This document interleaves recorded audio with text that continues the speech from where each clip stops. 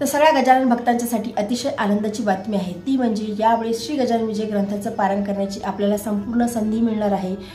3 मुहूर्त 3 तिथी आपल्याला मिळणार आहेत। एक म्हणजे 19 तारखेला आहे अजा एकादशी। तर अजा एकादशीच्या निमित्ताने तुम्ही दशमी एकादशी द्वादशीचं श्री गजानन विजय ग्रंथाचं पारायण करू शकता। 18 तारखेपासून तुम्हाला या पारायणाची सुरुवात करावी लागेल आणि 18, 19, 20 या तारखेमध्ये तुमचं पारायण हे पूर्ण होईल। त्यानंतर 21 ऑगस्टला आहे गुरुपुष्य अमृत योग। तर गुरुपुष्य अमृत योगाची सुरुवात ही सकाळी 6:23 होणार आहे आणि गुरुपुष्य अमृत योग हा रात्री 12:08 समाप्त होणार आहे। तर पूर्ण दिवस आपल्याला श्री गजानन विजय ग्रंथाचं पारायण करण्यासाठी मिळणार आहे। परंतु हे जे पारायण आहे हे आपल्याला एका बैठकीमध्येच करायचं असते। म्हणजे संपूर्ण 21 अध्यायाचं वाचन हे आपल्याला एका बैठकीमध्येच करायचं असते। त्यानंतर येते ऋषीपंचमी। तर ऋषीपंचमी ही 28 ऑगस्टला आहे। श्री गजानन महाराजांचा संजीवन समाधी सोहळा आहे।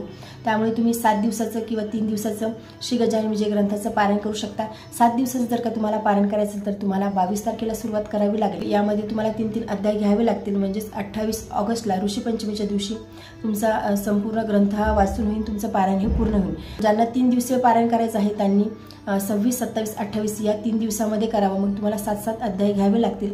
ऋषीपंचमीच्या दिवशी श्री गजानन विजय ग्रंथाचं पारायण करायचं आहे त्यांनी मग तुम्ही दिवसभरामध्ये म्हणजे सकाळपासून तर संध्याकाळपर्यंत तुम्ही श्री गजानन विजय ग्रंथाचे 21 अध्यायाचं तुम्ही कधीही वाचन करू शकता।